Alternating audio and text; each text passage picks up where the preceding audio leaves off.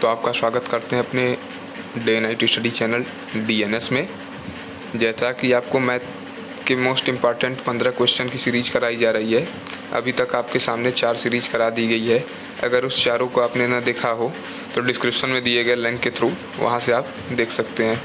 इस 5वें पार्ट का भी लिंक आपको डिस्क्रिप्शन में मिल जाएगा। वहाँ से आप जाके इसका PDF फॉर्म में पेपर प्राप्त कर सकते हैं।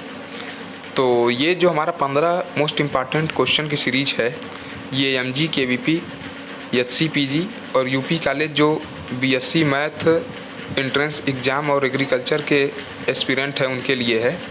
तो इसका PDF फॉर्म में अगर आपको पेपर चाहिए तो हमारे डिस्क्रिप्शन में दिए गए लिंक के थ्रू वहाँ से आप प्राप्त कर सकते हैं।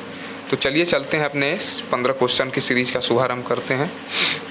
तो देखिए हमारे सामने पहला क्वेश्चन दिया है कि फलन यप such that R tends to x belongs to R where mod of x is less than 1, जो कि f(x) बराबर e की पावर x माइनस e की पावर माइनस x अपान में e की पावर x प्लस e की power minus x के द्वारा परिभाषित है का व्युत्क्रम होगा। कह रहा है the inverse of the function यप such that R tends to x belongs to R mod of x is less than 1 given by fx is equal to e की पावर x माइनस e की power minus x upon में e की power x plus e की power minus x is. तो इस तरीके का आपने क्वेश्चन निकाला होगा। इसमें इनवर्स पूछ रहा है, ये आपका फंक्शन का क्वेश्चन है। तो आपने क्लास 12th में इस तरीके के बहुत से क्वेश्चन लगाए होंगे फंक्शन में।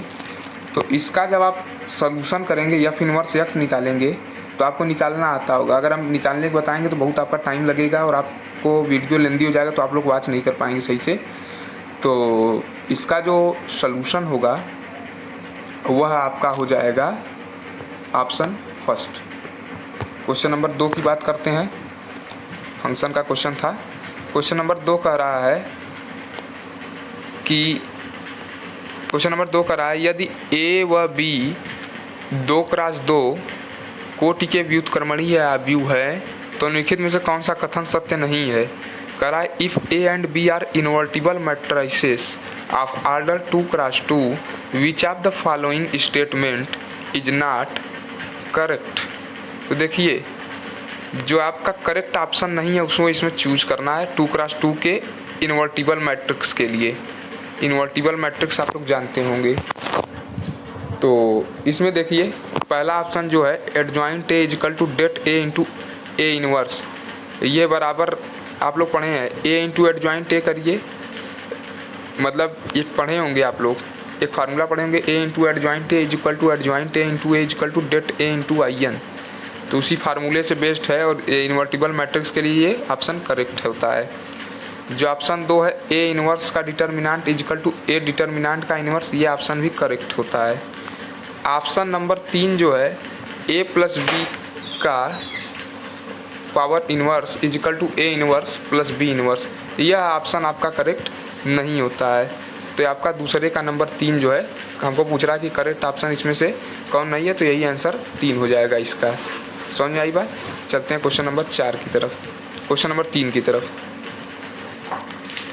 क्वेश्चन नंबर 3 कह रहा है यदि f dash x is equal to under root में 2x स्क्वायर माइनस 1 तथा y बराबर fx स्क्वायर, तो dy बाई dx का मान x बराबर 1 पर होगा।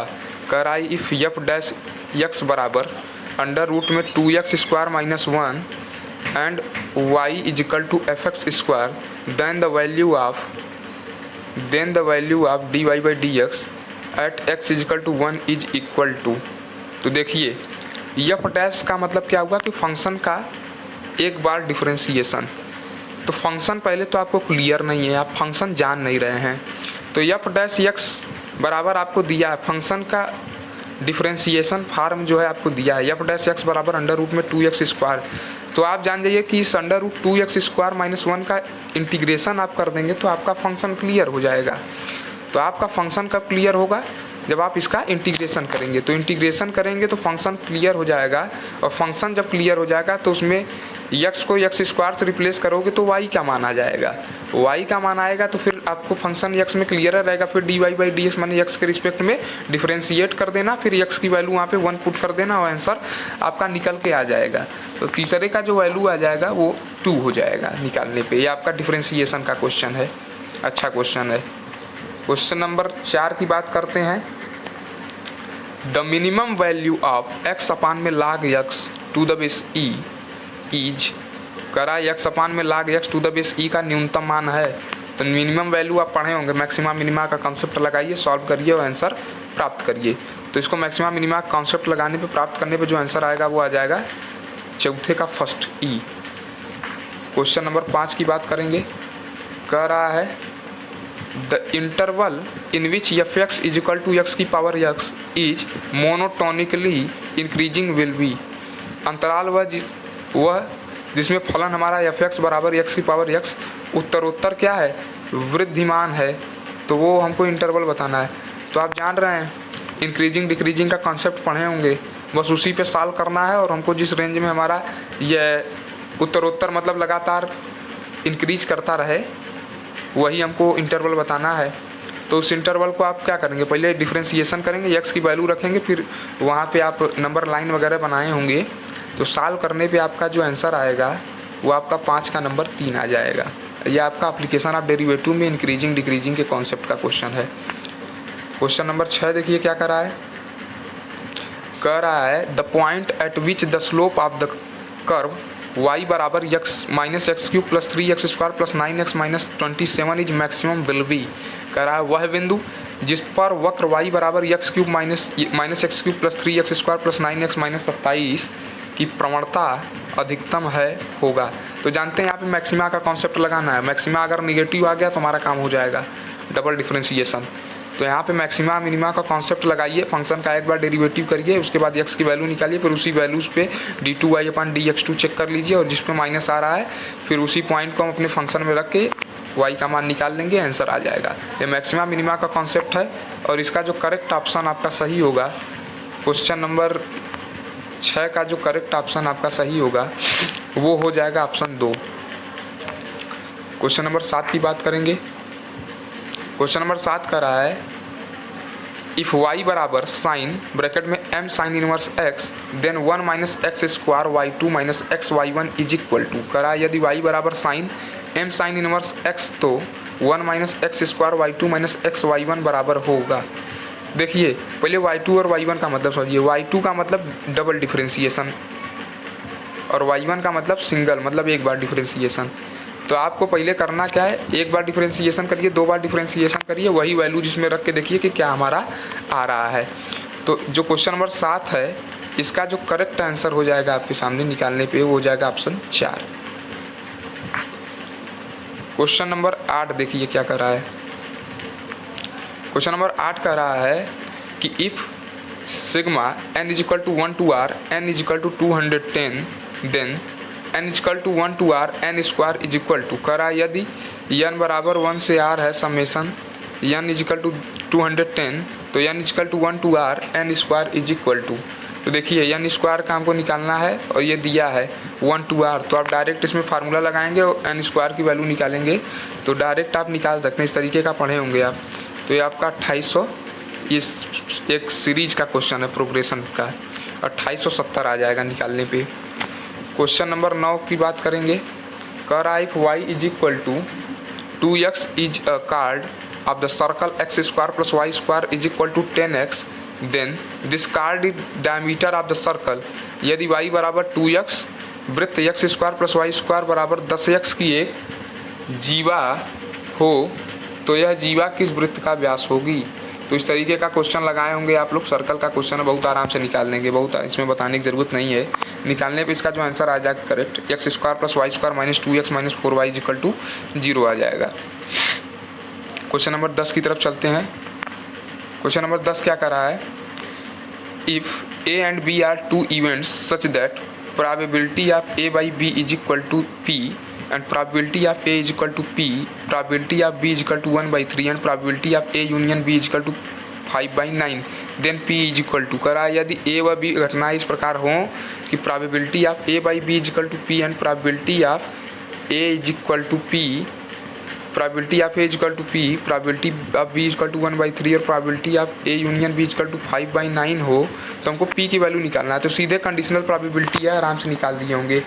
तो पहली बात, प्रोबेबिलिटी आपको चाहिए PA इंटरसेक्शन B, तो आप प्रोबेबिलिटी पढ़े होंगे। Probability of PA intersection B का formula PA plus PB minus P of A union B, उस फार्मूले पे लगाइएगा, P इंटरसेक्शन B आप निकाल लेंगे, फिर किसी भी फार्मूले में यूज करके आप निकाल देंगे आंसर सीधे इसका, और आ जाएगा नंबर 4 1/3।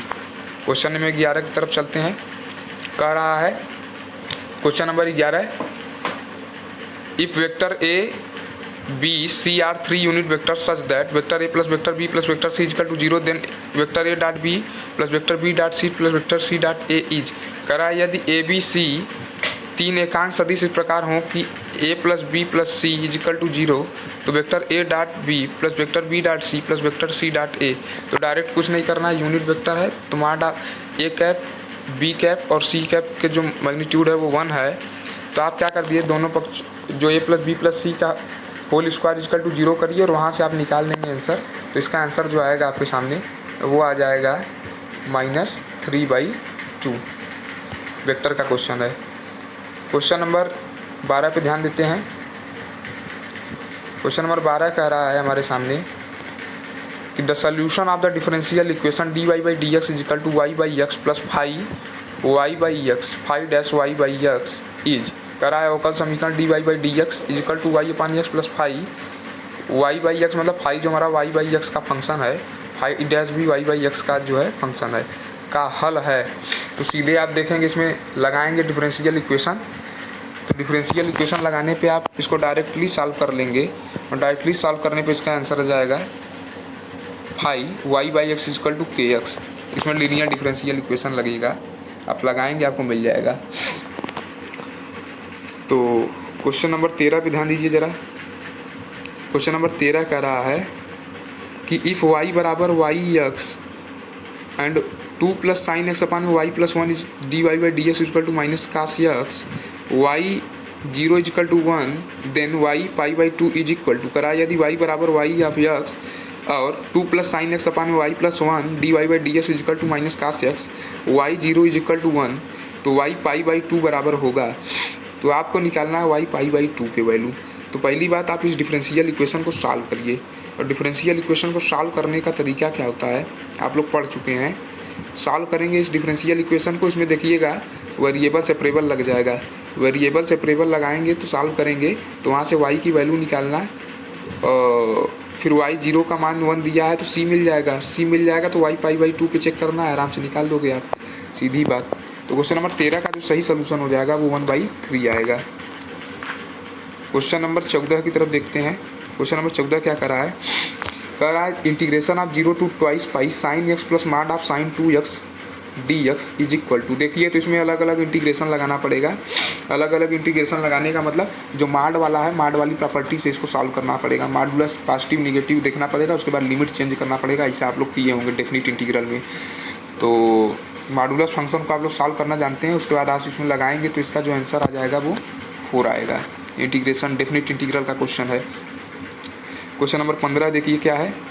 क्वेश्चन नंबर 15 कह रहा है the radius of circle mod of r is equal to 5 and r dot i plus j plus k is equal to 3√3 is. कह रहा है वृत्त mod of r is equal to 5, r dot i cap plus j cap plus k cap is equal to 3√3 की त्रिज्या होगी।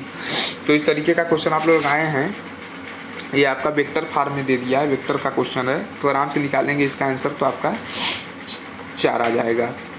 तो इस प्रकार से 15 क्वेश्चन की सीरीज जो है समाप्त होती हुई। अब तो ये हमारा 5वां पार्ट संपन्न होता हुआ है। इससे भी पहले हमने बता दिया आपको कि 4 पार्ट अपलोड कर दिया है, उसका डिस्क्रिप्शन में लिंक दे दिया जाएगा, वहाँ से जुड़ के आप देख सकते हैं उनका PDF फॉर्म। इस पेपर का भी अगर PDF फॉर्म आपको चाहिए तो डिस्क्रिप्शन में लिंक दे दिया जाएगा, वहाँ से आप प्राप्त कर सकते हैं।